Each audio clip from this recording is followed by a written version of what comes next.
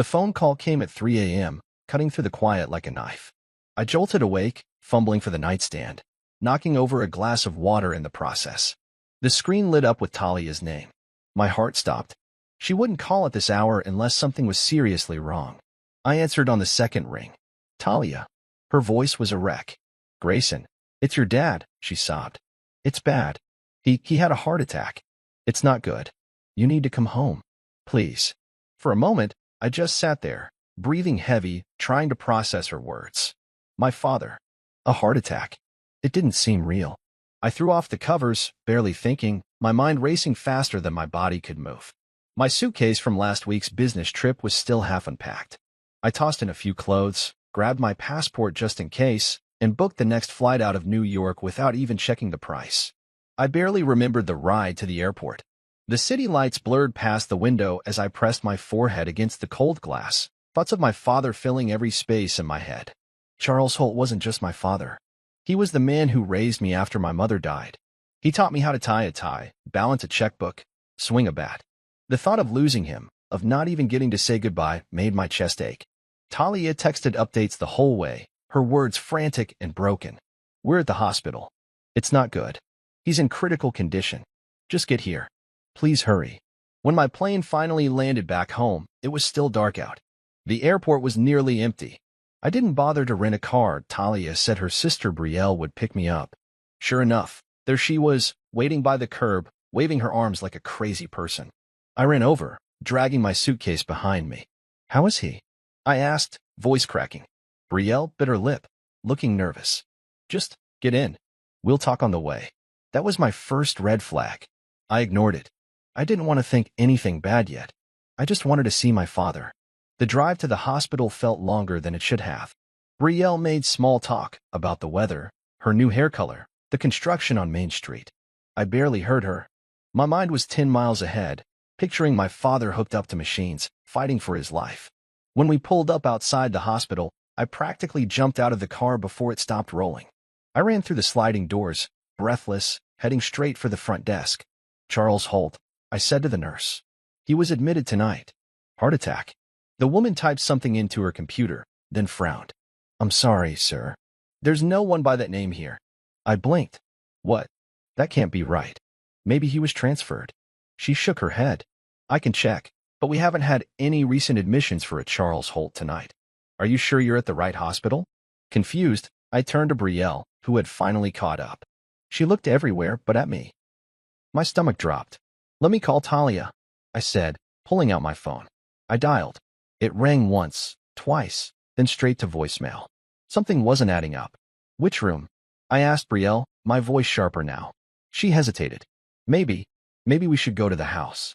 Everyone's waiting there. Waiting? I was supposed to be running to a hospital bed, not attending a family gathering. My hands tightened into fists. But I forced myself to stay calm. If my father really had a heart attack, maybe he had been discharged already. Maybe they were setting up hospice care at home. That could explain it, right? But deep down, the first seeds of doubt had already been planted, and they were growing fast. When we pulled into my parents' driveway, the place was lit up like Christmas. Every light on. Every car in the family parked outside. The smell of roasted meat drifted through the open windows. Laughter spilled into the night air. It didn't feel like a house mourning a dying man. It felt like a party. I dragged my suitcase up the steps and into the living room. And there they were, Talia, her father Gerald, her mother Cecilia, her sister Brielle, and Brielle's husband Marcus, all gathered around the coffee table. On the table were stacks of papers, a couple of pens, a bottle of champagne sweating in an ice bucket. Talia rushed over, throwing herself into my arms. She was still crying, but now it seemed off. Forced, like a bad actress trying too hard. I'm so glad you're here, she whispered, squeezing me tightly. Where's Dad? I asked, stepping back to look at her face. Gerald cleared his throat behind me. Son, sit down. We need to talk. I didn't move. Where's my father? Gerald's smile was too smooth, too practiced. He's fine. Resting at home. He'll be just fine. I stared at him. You said he had a heart attack. Talia squeezed my arm. It was a scare. He's okay now. But listen, honey, this is bigger than that. Slowly, coldly, I looked around the room. At the papers. At the pens. At the champagne. It hit me all at once. This wasn't about a heart attack. It was about my money. I should have turned around right then and walked out. I should have slammed the door so hard it shook the house. But I didn't. I stayed. I smiled politely. I sat down and picked up the top paper. A transfer agreement. They wanted me to sign over control of the Holt family trust. $7.8 million. Everything my grandfather had left me to protect. They thought they could scare me into it. Manipulate me with fake tears and fake emergencies. I set the paper down slowly, my hands calm even as my heart pounded. I see, I said softly. You called me back here for business. Not family. Gerald laughed awkwardly. No, son, this is about family. About security. About doing the right thing. Brielle nodded eagerly. Marcus flashed me a thumbs up like we were closing a car sale. Cecilia wiped her dry eyes with a handkerchief. And Talia? My wife, the woman I had trusted. She leaned into me and whispered, Please, Grayson, sign it. For us. For the first time in years, I saw them clearly. Not as family. Not as friends. But as vultures. Circling something they thought was already dead. I leaned back in the chair, stretching my arms casually. All right, I said. Let's talk. And just like that, the game began. The living room smelled like expensive cigars and too much perfume, heavy in the air like a warning. I sat there for a long second, pretending to study the papers they had so thoughtfully prepared. I traced a finger along the sharp edge of the stack, feeling the weight of what they were asking. No, what they were demanding. A family of liars. That's what they were. Every single one of them. Across from me, Gerald Weston was pouring himself a glass of whiskey, acting like this was just another casual Tuesday night. His paunch strained against his dress shirt, and when he smiled, it wasn't kindness behind it. It was hunger. The kind a man has when he thinks the meal is already on the plate. Talia perched herself next to me on the couch, hand resting gently on my knee. The picture of a loving wife, if you didn't look too closely at how tightly her fingers gripped me, like she was afraid I might bolt. Marcus lounged on the armchair, tapping away on his phone like he couldn't even be bothered to hide his boredom. His wife, Brielle, kept glancing at me, then at the papers, then back again, the way a child watches a magician about to pull a rabbit out of a hat. Cecilia, the queen of the evening, stood by the fireplace, swirling her wine and smiling at me like she already owned me. Son, Gerald started, voice smooth as silk. I know this is a lot to take in. It's late, you're tired, and emotions are high. But this, he gestured to the papers, this is about protecting your family. Securing a future for everyone. I tilted my head slightly, pretending to consider it. Protecting? My family? Exactly. Cecilia jumped in, voice high and fake sweet. You've been working yourself to the bone out there in that cold city. We want you to be part of something lasting. Something real. I almost laughed out loud at that. Real? These people didn't know real if it punched them in the face. Gerald leaned forward, lowering his voice like he was letting me in on some great secret. We've all put in something. Brielle and Marcus are investing their savings. Cecilia and I have taken out loans. We just need your part, Grayson. Your grandfather's trust will guarantee our new projects. No more risks. I glanced at the paperwork again. Carefully worded contracts. Legal jargon designed to confuse. No risks for them. For me, it was a complete surrender. Sign here and watch your entire future evaporate. And Dad's heart attack? I asked, keeping my voice soft. Was that real too? There was a beat of silence. It was small, but I caught it. Talia squeezed my knee a little harder. Grayson, she said softly, he did have chest pains. It was scary. We didn't want to frighten you. But while we had you here, we thought it was the right time to discuss everything. It's fate. Really. Fate. Manipulation wrapped up in pretty words. I wondered if she believed her own lies, or if she knew exactly what she was doing. Marcus finally looked up from his phone and chimed in, grinning, Look, man, this is the chance of a lifetime. Family sticks together. We're all in. Family. I almost said the word out loud, just to hear how bitter it sounded on my tongue. Cecilia floated over, placing a warm hand on my shoulder. Think about your father, she said softly. Think about what Charles would want. I thought about my father. All right. I thought about the old man sitting in his worn leather chair, laughing at some corny sitcom, sipping black coffee and lecturing me about honor. About pride. About standing your ground when the world tried to pull you under. He would have been disgusted to see me in this room, surrounded by vipers wearing the faces of loved ones. But I didn't show it. I stayed quiet, studying them like a scientist observing a nest of snakes. Every smile, every casual lean forward, every too eager nudge toward the papers. This wasn't a conversation. It was an ambush. Gerald clapped his hands together once, startling the room. Tell you what, son. Why don't you take tonight to sleep on it? We'll have a nice breakfast tomorrow, hash out the details. No pressure. Liar. Every word was dripping with pressure. I smiled thinly. Sure. I'll think about it. Relief flooded their faces. Talia leaned her head against my shoulder, sighing like she'd just finished running a marathon. Marcus gave Gerald a little nod, like they'd just won a poker game.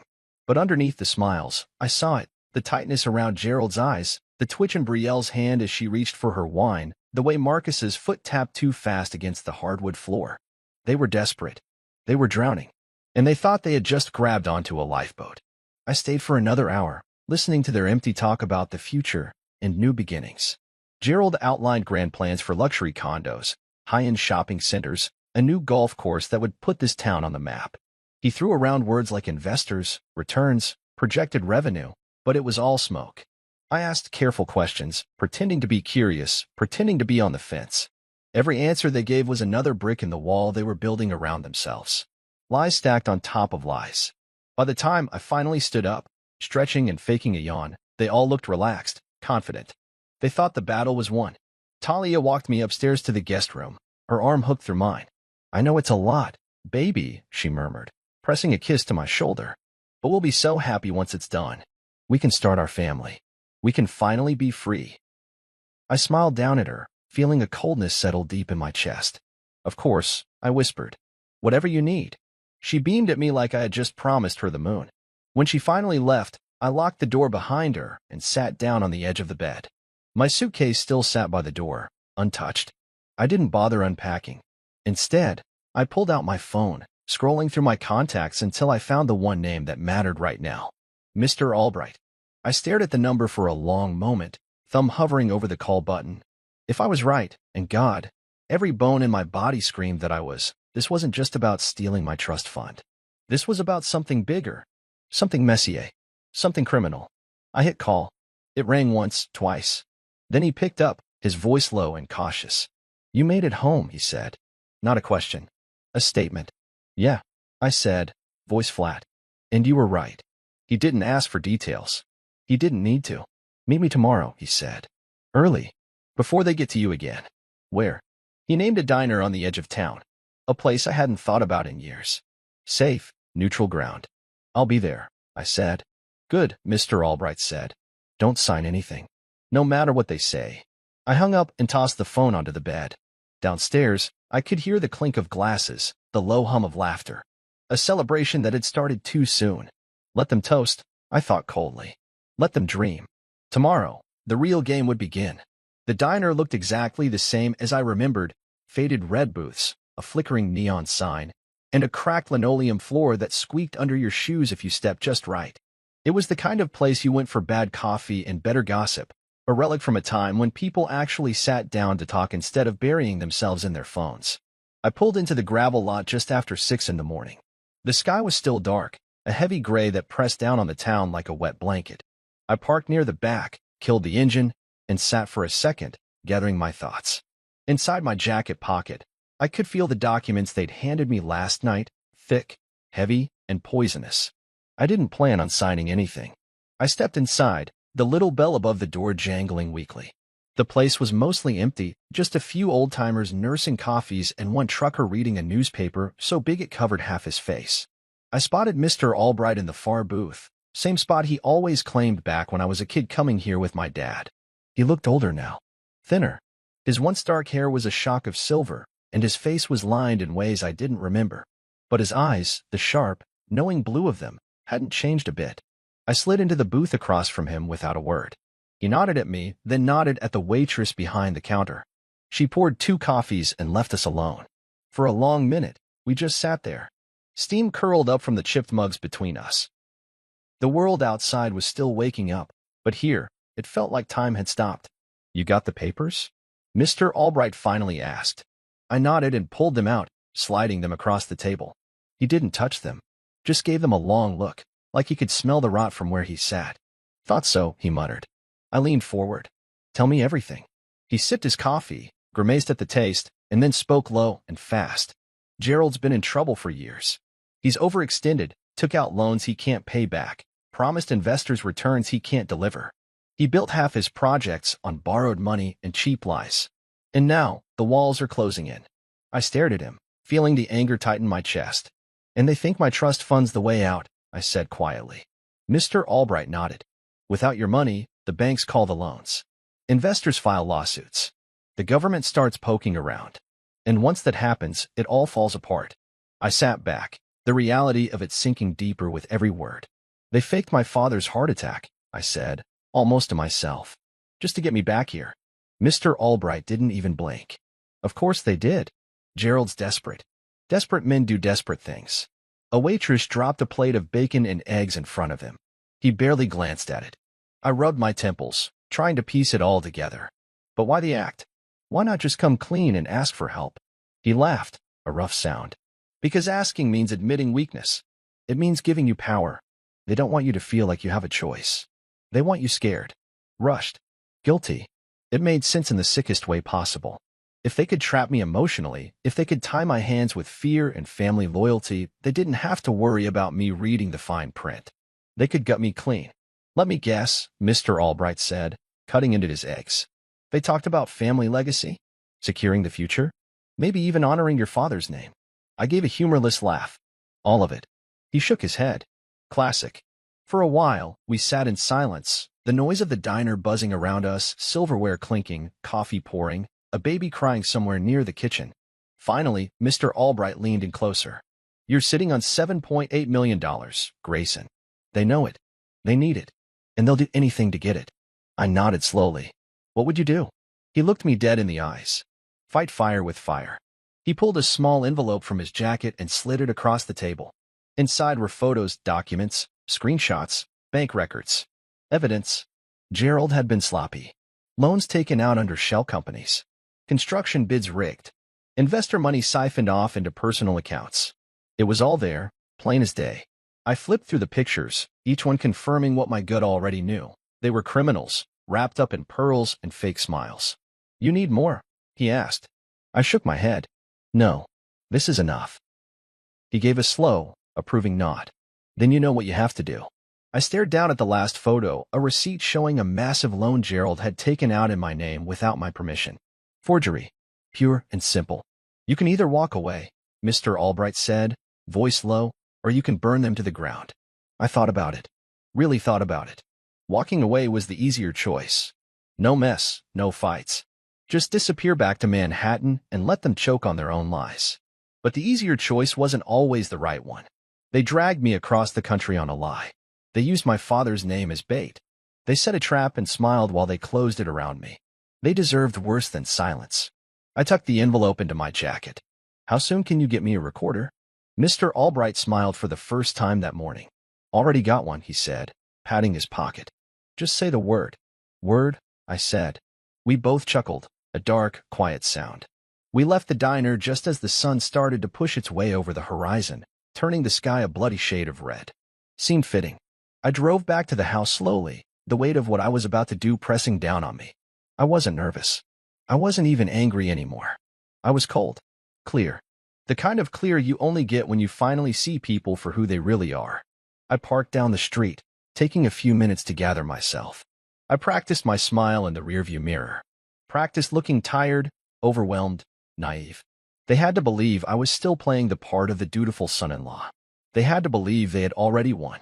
I grabbed the recorder Mr. Albright had given me and slipped it into my pocket, making sure the microphone wasn't visible. Then I straightened my jacket, grabbed the paperwork they wanted me to sign, and headed back toward the house. The front door opened before I even reached the porch. Talia stood there, hair perfectly curled, makeup flawless, dressed like she was about to pose F. We were so worried. Are you okay? I hugged her back, careful to keep my hands loose, my face open.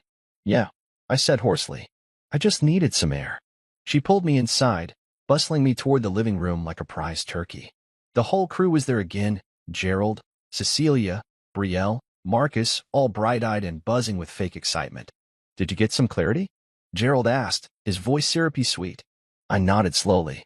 Yeah, I think I'm ready. The room practically vibrated with barely concealed triumph. Good, I thought, slipping my hand casually into my pocket and clicking the recorder on. Good, because you have no idea what's coming. I sat there at the dinner table, surrounded by smiling faces that didn't mean a single thing they were showing. Every move they made was so rehearsed it almost felt like I was watching a bad play. And I was the audience they were performing for, the fool they thought they had in their pocket. Talia squeezed my hand every now and then, her fake concern so heavy it almost made me laugh. Every time she looked at me, it was like she was begging with her eyes, "Sign it, Grayson. Sign it, and let us all breathe easy again." But I just smiled back at her, playing my role. Dinner was loud, too loud, as if they were trying to drown out the truth with clinking silverware and fake laughter.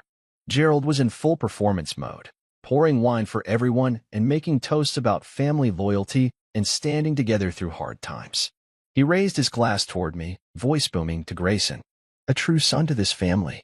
Everyone clinked glasses like it was some grand victory, like they hadn't just spent the last 2 days plotting behind my back.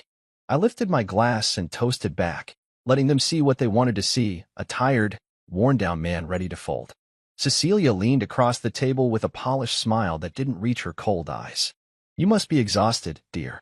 All the stress on top of your busy work life in the city. We're just so relieved you're here where you belong."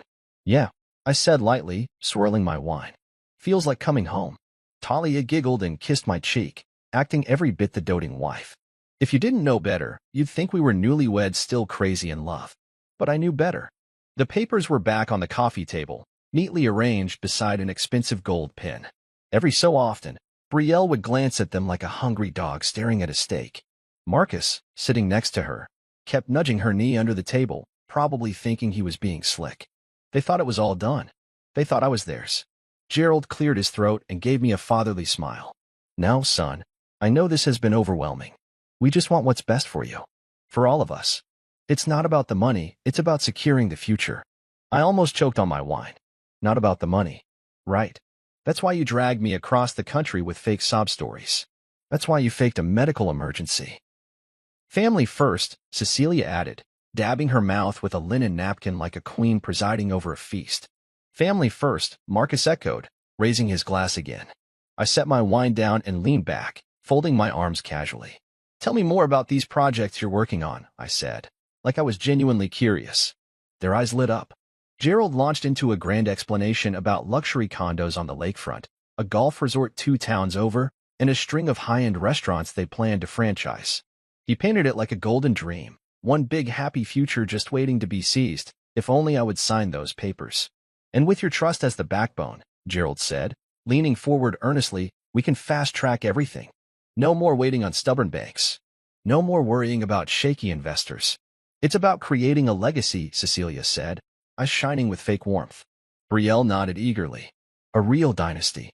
I nodded along, pretending to be impressed. "And all it takes is my signature?" "Just a formality," Gerald assured me. I tapped my fingers lightly against the table, making a small rhythm. "And my grandfather's stipulations? About independent control? About not using the fund for speculative investments?" Silence, just for a second. A flicker of annoyance in Gerald's eyes before he smoothed it over with another oily smile. "Times change," he said smoothly. "Opportunities change. Your grandfather would want you to adapt. He was a smart man." I sipped my wine again, giving a slow nod like I was thinking it over. The truth was, my grandfather had been smart. Smart enough to know the vultures would circle the moment he was gone. That's why he put those strict rules in place, why he left the trust protected until I turned 40. I was 35 now. 5 years away. 5 years too long for them to wait. They needed me to open the vault early. And they were betting everything that I would. Talia stroked my arm. "Baby, you know how much I believe in you. In us. This is the future we've always talked about." I smiled at her, a soft, tired smile. The kind that said, "I'm too beaten down to resist." "Maybe we should go over everything again," I said, reaching for the papers. Their faces lit up like Christmas morning. Gerald practically leaped to his feet, pulling the papers closer, flipping to the signature page like a man who just spotted dry land after months at sea. Cecilia pulled out the gold pin, holding it out with both hands like she was offering me a royal sword. I took it, twirled it between my fingers. Everyone leaned in closer. The recorder in my pocket captured every greedy breath, every whispered encouragement, every careful, coaxing lie. I skimmed the papers, pretending to read slowly.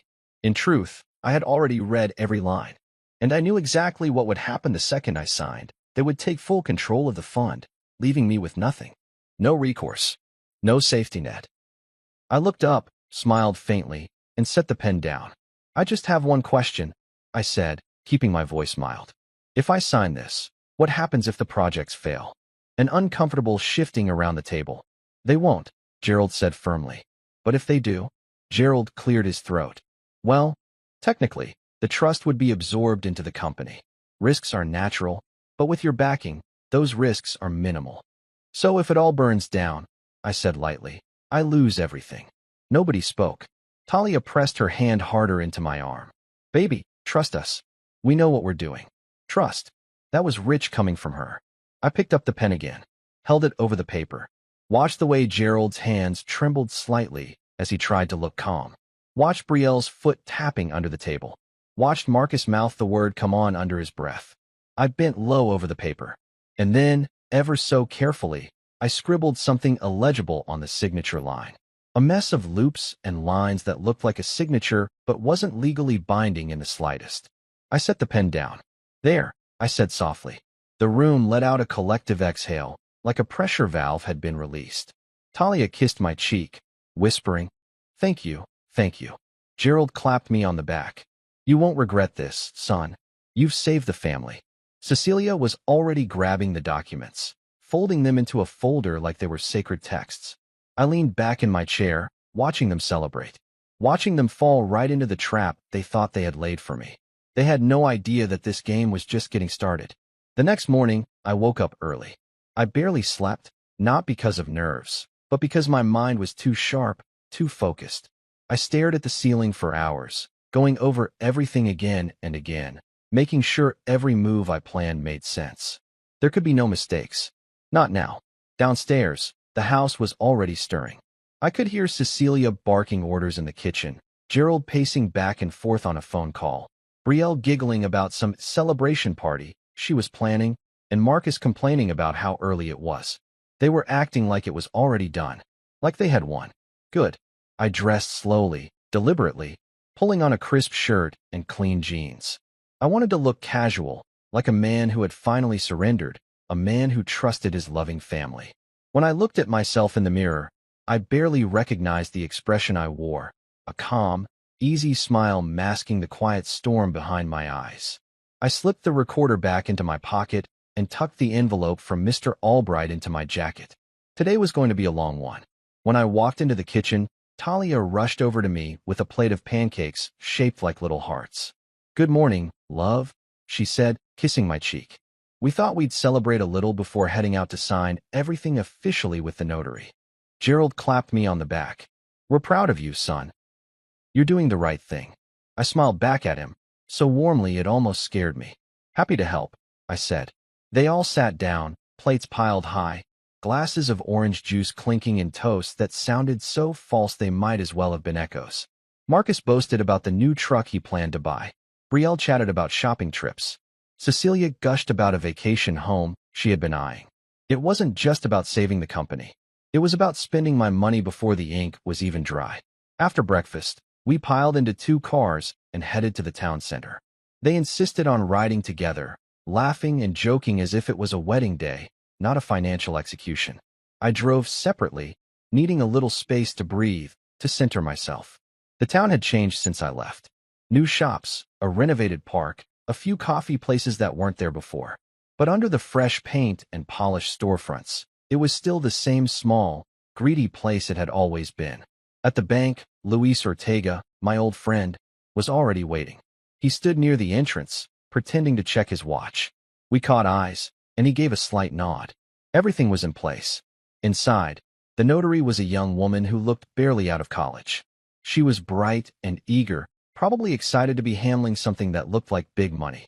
She laid out the papers carefully, explaining the process like we were all innocent players in a normal business transaction. Gerald and Cecilia signed first, their hands steady. Marcus and Brielle followed, practically vibrating with excitement. Then it was my turn. I stepped forward, feeling every pair of eyes in the room lock onto me. Talia slipped her hand into mine, giving it a squeeze so tight it almost hurt. Her nails dug into my skin like little claws. I smiled at her, and then, with the same fake signature I had used the night before, I scrawled my name across the line. The notary watched carefully, nodding and stamping the page without realizing the mess of loops and slashes wasn't legally binding. The others didn't notice either. They were too busy celebrating. As we walked out of the bank, Gerald pulled me into a half hug. "You did good today, son. Real good." Brielle snapped a picture on her phone. Marcus was already on a call, probably telling someone he was about to be rich. Cecilia talked about calling her travel agent. It was like watching a house of cards teeter, just waiting for the right breath of air to blow it all down. I checked my watch. Right on schedule. "Hey," I said casually, "before we go back to the house, why don't we swing by one of the new projects? I'd love to see where all this is going." Gerald hesitated, but only for a second. "Of course. Great idea." They were so blinded by victory, they didn't even see it coming. We drove out toward the edge of town, where Gerald's grand plans were supposed to be taking shape. The new luxury shopping center, the cornerstone of their family empire, according to him. But when we got there, it wasn't luxury. It wasn't even close. The place was a ghost town. Half-finished buildings stood like skeletons against the pale sky. Construction equipment sat rusting in the dirt. Broken signs fluttered in the breeze. A couple of angry workers paced the site, shouting into phones.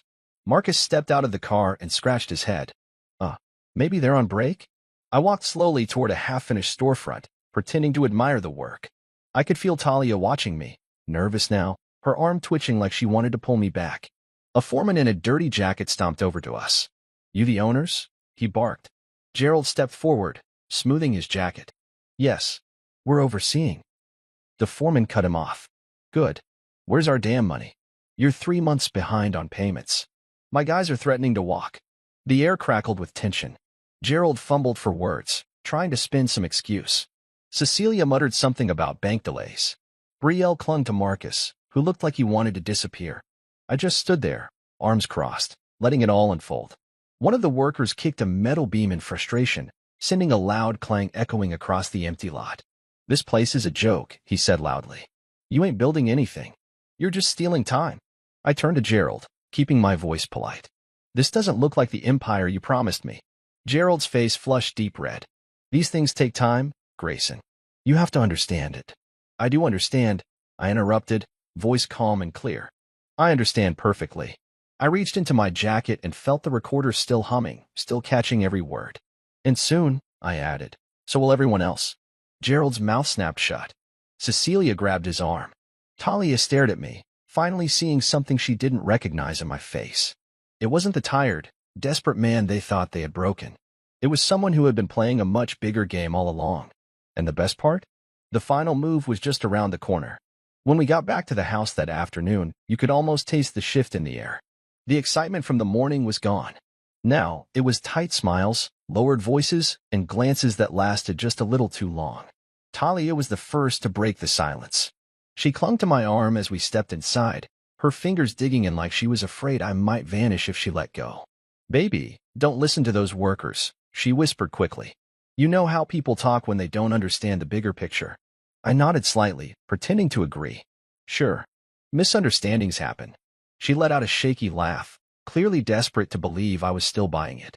Gerald and Cecilia retreated to the study, the door clicking shut behind them. Marcus and Brielle disappeared upstairs, whispering fiercely. I could almost hear the panic rising behind the walls, behind every careful smile and forced laugh. I stayed in the living room, sitting in my father's old recliner like I owned the place. Technically, thanks to the trust, a lot of it was mine. They just didn't realize yet how deep the roots of their problem went. The sun dropped lower outside, painting the sky in thick orange and purple stripes.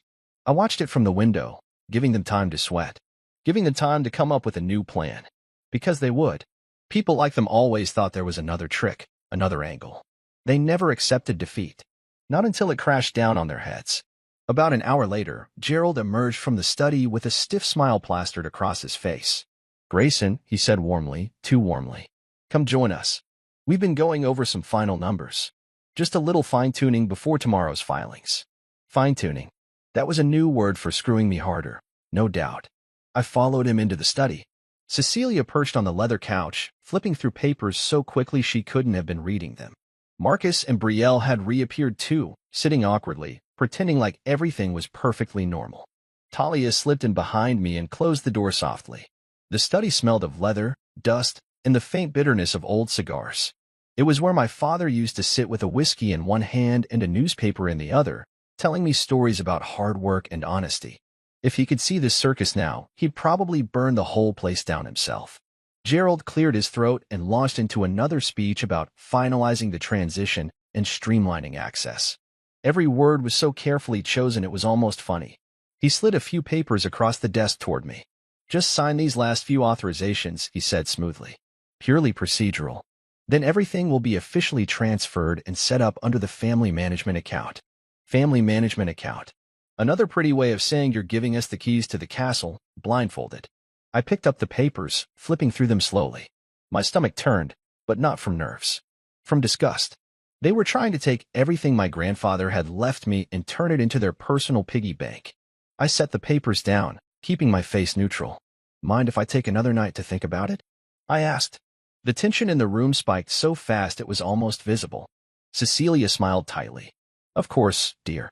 But we really are on a tight schedule with the filings. Delays could complicate things." Gerald nodded. "We need to show unity. A strong front. Investors are watching. Investors. Filings. Deadlines." They weren't even trying to hide it anymore. It wasn't about me. It never had been. It was about keeping their scam alive long enough to escape with whatever they could grab. I stood up slowly, slipping the papers under my arm. "I'll sleep on it," I said. Big decisions deserve clear heads. Gerald's eye twitched. Just a little. Barely noticeable if you weren't looking for it. But I was. Talia walked me to the door again, holding on to me like a lifeline. "You trust me, right?" she whispered as I opened the door. I kissed her forehead. "Of course." She smiled, relieved, and I walked out into the cool night air without looking back. I drove aimlessly for a while, letting the town roll past the windows. It looked so normal on the outside. Kids riding bikes. Shops closing up for the night. Couples walking dogs. Normal life continuing, completely unaware of the storm brewing behind the Weston family's doors. When I was sure no one had followed me, I pulled into the parking lot of a closed gas station and called Mr. Albright. He answered on the first ring. "You ready?" he asked without greeting. "Almost," I said. "They're pushing hard. It's getting sloppy." He chuckled. "Desperation makes people stupid." "I need the final piece," I said. "Proof of the shell accounts. The forged investor documents." There was a rustling on the other end, papers shifting. "I've got it," he said. "Meet me tomorrow, same place." I hung up, feeling the pieces click into place like gears in a machine. The family thought they were dragging me into a trap. They didn't realize I was leading them into mine. Later that night, back in the guest room, I sat on the edge of the bed and stared at the paperwork spread out around me. The fake signature I had given them earlier was a ticking time bomb. They just didn't know it yet. The recorder was still humming too, its tiny red light barely visible. I had hours of their conversations now. Hours of Gerald's promises. Cecilia's manipulation. Marcus's greed. Talia's soft, poisonous whispers. I played back a few snippets, listening to their words float through the empty room. "We'll have everything once he signs. He's too soft. Always was. Just smile. He'll fold. He always does." I smiled to myself in the dark. Not this time. I gathered up the recorder, the documents, The next morning came heavy and gray, rain misting against the windows. It suited the mood perfectly. I dressed in a simple black sweater and jeans. No suit. No tie. No pretenses. Today wasn't about looking polished. It was about showing them that the man they thought they knew, the man they thought they owned, was gone. Downstairs, the family was already gathered around the breakfast table. Fake smiles in place. Tension buzzing like a live wire under the surface. "Morning." Talia chirped a little too brightly. I nodded, grabbed a cup of coffee, and sat down at the head of the table, right where my father used to sit. "Did you think about it?" Gerald asked casually, pretending like he wasn't dying inside. "I did," I said, blowing on the coffee. "And?" Cecilia pressed, leaning forward slightly. I set the cup down and smiled slowly. "I think today's going to be a very important day for all of us." Their smiles faltered just a little. "Good. Let them wonder. Let them squirm." The real show was about to begin. The house felt different that morning. Heavier. like it knew what was coming. I stirred my coffee slowly, savoring the last few quiet moments before everything broke loose. Across the table, Gerald, Cecilia, Brielle, and Marcus tried to act natural, but it was useless. The tension was thick enough to choke on.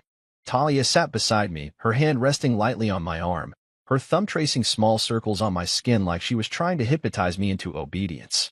I waited until everyone had their plates, until the chatter about bank filings and investor calls started up again. Then I set my cup down and pushed my chair back just slightly. "Before we do anything else," I said, my voice calm, almost lazy, "I think it's time we made things official." They all perked up instantly. Gerald cleared his throat, puffing out his chest. Yes, of course. We should finalize everything. Get the signatures filed properly." Talia smiled wide, her teeth flashing too white. "I knew you'd come around." I smiled back at her. Not the way a husband smiles at his wife, but the way a wolf might smile at a rabbit just before it pounces. "Let's do it properly," I said. "Make a ceremony out of it." They ate it up. Hook, line, and sinker. Gerald disappeared into the study and returned with the documents again, new ones, slightly different wording, but the same end goal, total control of my inheritance. He laid them out on the dining table with an almost reverent air. Cecilia brought out a bottle of champagne and some crystal flutes, setting them down with a flourish. Marcus was already pulling out his phone to film the moment. "To new beginnings." Brielle cheered, raising her empty glass. "To family," Gerald added, grinning like a man who thought he just outsmarted everyone. I picked up the pen they placed in front of me, the same expensive gold one, and twirled it between my fingers. I could feel Talia vibrating with anticipation beside me. She leaned close, whispering in my ear, "This is it, baby. We're going to be so happy." I looked at her, really looked at her. The woman I thought I had married was long gone. Maybe she was never there to begin with. Maybe she was always this person, just waiting for the right moment to show her true face. I smiled. Then, with great care, I lowered the pen and scribbled my name across the line. Or at least, that's what it looked like. In reality, it was the same fake signature, a worthless scrawl that wouldn't hold up in any court. They didn't even notice. They were too busy clapping, laughing, popping champagne. Gerald grabbed the papers before the ink even dried, stuffing them into a leather folder like a man grabbing a lifeline. Marcus whooped loudly, shaking my hand so hard it almost hurt. "You won't regret this, man," he shouted. Brielle kissed my cheek. Cecilia beamed with pride. Talia leaned in and kissed me hard on the lips, tasting like sugar and lies. I let them have their moment. I let them believe. Because the real moment, the one they'd never forget, was just seconds away. I stood up, pulling my jacket off the chair. From the inside pocket, I pulled out two things, the small recorder and a thick manila envelope. I set both on the table with a quiet, deliberate thud. The room fell silent. "What's that?" Gerald asked, his voice too loud in the sudden stillness. I clicked the recorder. From the tiny speaker came the sound of their own voices, clear as day. "He's too soft. Always was. We'll have everything once he signs. Just smile. He'll fold. He always does." Their faces paled. Talia's hand slipped off my arm. Cecilia's glass tipped over, spilling champagne across the tablecloth. Gerald reached for the recorder like he could somehow erase what had already been captured, but I moved faster, slipping it back into my pocket. "You see," I said, my voice calm and even, "I wasn't as soft as you thought." Marcus jumped to his feet. "You can't prove anything." I opened the manila envelope and pulled out copies of forged loan documents, shell company records, wire transfers in my name. Documents that traced every lie, every theft, back to Gerald and his little crew. Luis Ortega had done excellent work. I tossed the copies across the table like playing cards. "You forged my signature," I said softly. "Took out loans against my trust. Tried to cover your debts with my inheritance. And when that wasn't enough, you staged a fake heart attack to drag me back here." "No," Talia gasped. It's not like that, eh?" I turned to her, and for the first time, I let her see the truth in my eyes. "You used my father's name as bait," I said. "You used me." She burst into tears, but I didn't buy it. Not anymore. Outside, the sound of tires crunching on gravel echoed through the open windows. Gerald moved toward the door, but I raised a hand. "I wouldn't," I said. The front door swung open. Two federal agents stepped inside, badges raised. "Gerald Weston, Cecilia Weston, Brielle Weston, Marcus Ellis, you're under arrest for fraud, wire fraud, conspiracy to commit fraud, and forgery. Chaos exploded. Brielle screamed. Marcus cursed and shoved a chair over. Cecilia collapsed into Gerald's arms, wailing. Talia just stood there, frozen, mascara streaking her cheeks as she realized the game was truly over. The agents moved quickly, snapping on handcuffs, reading them their rights. Marcus tried to run but didn't make it past the front porch before two agents tackled him. I stood still, watching it unfold, feeling nothing but a deep, cold satisfaction settle in my chest. They thought they could outsmart me. They thought they could rob me, destroy everything my family had built, and walk away laughing. Instead, they were being led away in handcuffs, faces pale, dreams shattered. As Gerald was pushed past me, he sneered, "You think this makes you better than us?" I smiled faintly. "No," I said. "It just makes me free." The door slammed shut behind him. And just like that, the house was quiet again. Empty. I turned to Talia. She was still standing there, shaking. "I never wanted this," she whispered. "You made your choices," I said simply. "Now live with them." She collapsed into a chair, sobbing. I didn't offer comfort. I didn't say another word. I walked out the door without looking back. The air outside smelled different. Fresher. Cleaner. Like rain had washed the rot away. I stood there for a moment, letting it sink in. This wasn't just the end of their con. It was the beginning of something better. Something mine. The house was silent after the storm. Not the peaceful kind of silence, but the heavy, hollow kind that fills the air when something is truly over. The federal agents were gone now, dragging the Weston family's dreams and schemes away with them. The front door hung slightly open, rocking on its hinges with each small breeze, like even the house itself was trying to exhale.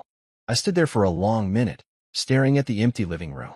The papers they had been so desperate to get me to sign still sat on the coffee table, abandoned and worthless. A bottle of champagne tipped over during the chaos had spilled across the rug, leaving a dark, ugly stain. Fitting. Talia was still sitting in the corner of the room, shoulders shaking with silent sobs. She looked so small now, so powerless.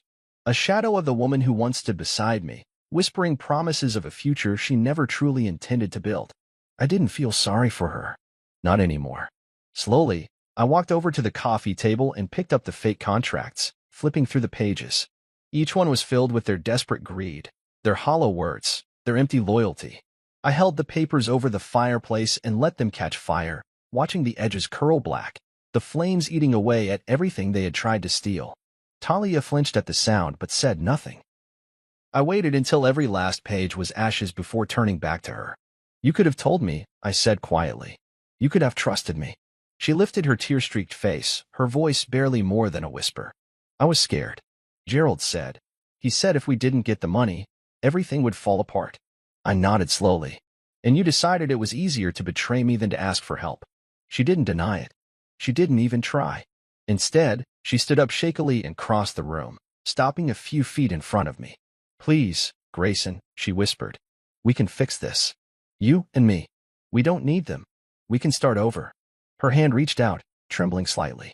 I looked down at it, then back up into her pleading eyes. It would have been so easy to take her hand, to pretend none of it happened, to pretend the lies, the manipulation, the betrayal were just mistakes. But some things you don't come back from. Some things, once broken, stay broken forever. "I'm filing for divorce," I said, my voice steady. "First thing tomorrow." Talia gasped like I'd hit her. "No," she said, shaking her head violently. "No, you don't mean that. We're married. You said for better or worse. This is just worse, right?" I stared at her, feeling absolutely nothing. "You chose worse," I said, "all by yourself." She crumpled onto the couch, sobbing into her hands. I left her there and walked upstairs to the guest room, grabbing my bag. I didn't need anything else. Not from this house. Not from this family. On the way down, I spotted something that made me pause, a picture frame on the wall. It was a photo of Talia and me, taken just a few weeks after our wedding. We looked so young, so stupidly happy. She was clinging to my arm, laughing at something I had whispered in her ear. I stared at that photo for a long time before reaching up and pulling it off the wall. The frame cracked as it hit the floor, the glass splintering across the hardwood. I didn't pick it up. I didn't look back. I just walked out the door. Outside, the rain had started again, a soft drizzle that blurred the edges of the world. I stood on the porch for a moment, breathing in the clean, wet air. It smelled like freedom, like a fresh start. A black SUV pulled up to the curb, and Mr. Albright stepped out, carrying a thick file under one arm.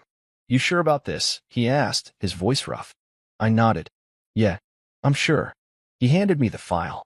Inside was everything I needed: proof of their crimes, bank records, false investments, signed confessions extracted during the arrest. It was over. "Good work," he said, clapping me on the shoulder. "Thanks," I said. And I meant it. We stood there in silence for a moment, two men who had seen too much and trusted too little. Then he got back in his SUV and drove off, leaving me standing there with the future in my hands. I walked down the street, past the rows of houses where people were just starting to wake up, starting their normal lives. Mowing lawns, walking dogs, waving at neighbors. I felt like I was walking through another world, one I didn't quite belong to anymore. Maybe that was a good thing. I stopped by the diner on my way out of town, the same one where Mr. Albright and I had first met up. I slid into the same booth by the window, ordered a black coffee, and sat there, staring out at the gray streets. The waitress, a middle-aged woman with kind eyes, brought my cup without asking for my order. Small towns remembered things like that. "You look like you've had a rough night," she said gently. I smiled a little. "You could say that." She patted my shoulder and walked away. I sipped the coffee slowly, letting the heat steady my nerves. In front of me sat two paths. I could go back to New York, pick up the pieces of my old life, pretend none of this ever happened. Or I could start fresh somewhere else. A new town, a new job, a new life. The only thing I knew for sure was that whatever came next, it would be mine. Not stolen, not tricked, mine. I reached into my bag and pulled out my phone, scrolling through listings for coastal towns, mountain retreats, little places no one ever paid attention to. Places where a man could rebuild quietly, without the noise of liars and thieves dragging him down. The screen blurred for a second, and I realized my hands were shaking. Not from fear, from relief. It was over. It was finally over. And for the first time in years, I was free to decide what came next. I finished my coffee, paid in cash, and left a tip that made the waitress's eyes widen. Outside, the rain had slowed to a mist, and the world looked new again. I stuffed my hands into my pockets and started walking, one slow step at a time. Not running, not chasing, just moving forward. The future was wide open, and for once, it belonged only to me. It's strange how quickly the world forgets you once you leave it behind. After everything collapsed, the arrests, the news stories, the legal fallout, Gerald, Cecilia, Brielle, and Marcus disappeared into the system like dust caught in a storm. Talia too, though in a different way. She didn't end up in jail, but she lost everything else. Her reputation, her friends, her place in the world she cared about so much. I watched it all unfold from a distance. Quiet. Detached. I didn't need to be in the middle of it. My part was already done. The federal agents kept me updated for a while. Gerald had tried to cut a deal, of course. Tried to blame everyone but himself. Cecilia had played the frail victim card, sobbing about how she had no idea what her husband was doing.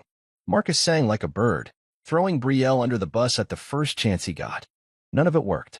The evidence was too strong. Thanks to the files Louise had dug up and the hours of recordings I had handed over, their web of lies collapsed fast. Fraud, wire fraud, racketeering, forgery. Each charge nailed them tighter to the wall. Within a few weeks, the family empire Gerald had spent decades building was nothing more than a bad memory. The courts seized their assets, houses, cars, investment properties. What little money was left was divided up to repay the investors they had scammed. It wasn't enough to fix everything they destroyed. It never is, but it was a start. Luis called me one afternoon to give me the final rundown. "They'll do time," he said simply. "Not as much as they deserve, but enough." I nodded even though he couldn't see me. "Thanks, Luis. For everything. You did the hard part, brother," he said. "You stood up when it counted." I hung up and stared out the window of my new apartment. It was nothing fancy, just a small, clean place above a bakery on the quieter side of town. The kind of place nobody would expect someone like me to live. That was the point. I didn't want the penthouse anymore. I didn't want the suits, the cocktail parties, the fake smiles. I just wanted peace. The next step was clearing my father's name. When they faked the heart attack to lure me home, they stained his reputation too. Used him like a prop, a tool. And even though my father was alive and fine, there were still whispers in town, cruel ones, about how he must have been involved. That wasn't something I could leave hanging. I drove out to the old house one afternoon, the one my father had moved into after downsizing. It was a simple place, single-story, white picket fence, a garden he spent too much time in. He was outside when I pulled up, kneeling in the dirt, planting tomatoes. He looked up and grinned, wiping his hands on his jeans. "Look what the cat dragged in," he called out. I smiled and walked over. "You're getting soft in retirement, old man." He laughed, the deep, hearty sound I had grown up hearing. We sat on the porch for a while, drinking cold beers and watching the clouds roll by. I told him everything. The setup, the fake papers, the recorder, the takedown. When I finished, he leaned back in his chair and shook his head slowly. "I knew something was off," he said. "Just didn't know how deep it ran." "I fixed it," I said simply. He looked at me for a long time, pride shining in his eyes. "You did more than fix it, son. You showed them who they were dealing with." We sat there in comfortable silence for a while, the kind that only comes when two people know there's nothing left to explain. Before I left, he clapped me on the shoulder. "You're a better man than I was at your age," he said. I didn't argue. I just smiled. Talia tried to contact me a few times after everything fell apart. Texts, calls, emails, each one more desperate than the last. "Please, Grayson, I made a mistake. We can fix this. You don't have to punish me forever. You said you loved me. Doesn't that mean anything?" I didn't answer any of them. Not because I hated her, but because there was nothing left to say. Love isn't supposed to feel like chains tightening around your throat. It's not supposed to be a weapon used against you when it's convenient. Talia didn't love me. She loved the idea of me. The wallet. The safety net. The future she thought she deserved. When that was gone, so was whatever we had. I filed the divorce papers quietly. No public fights. No shouting matches. Just signatures and silence. The final signature was mine. And when I slid the papers across the lawyer's desk, I felt nothing but relief. The chains were broken. Months passed. The town moved on. New scandals replaced the old ones. People found other things to gossip about. Other families to envy or tear down. I stayed out of it. Built my new life slowly, brick by brick. I kept consulting, but I took fewer clients. Only ones who respected me. No vultures. No snakes. I started volunteering at the local community center too. Teaching small business classes to young entrepreneurs who wanted to build something honest, something real. It felt good to give back. To create instead of just defend. Every so often, someone would recognize me at the grocery store or the gas station. They'd give me a look, half respect, half curiosity, but they never said much. I preferred it that way. The past didn't need to follow me. It could stay buried with the ashes of the Western Empire. One crisp evening, I stood outside the new community center we had just finished renovating, a bright, welcoming place paid for partly by the restitution money recovered from Gerald's scams. A small plaque by the door caught my eye. In honor of integrity and new beginnings. Simple. Unflashy. Perfect. I touched the plaque lightly and smiled to myself. This was my legacy. Not stolen wealth. Not empty promises. But real change. Real work. Something my grandfather would have been proud of. Something I could be proud of. As the sun set behind the hills, casting everything in gold and fire, I knew one thing for certain.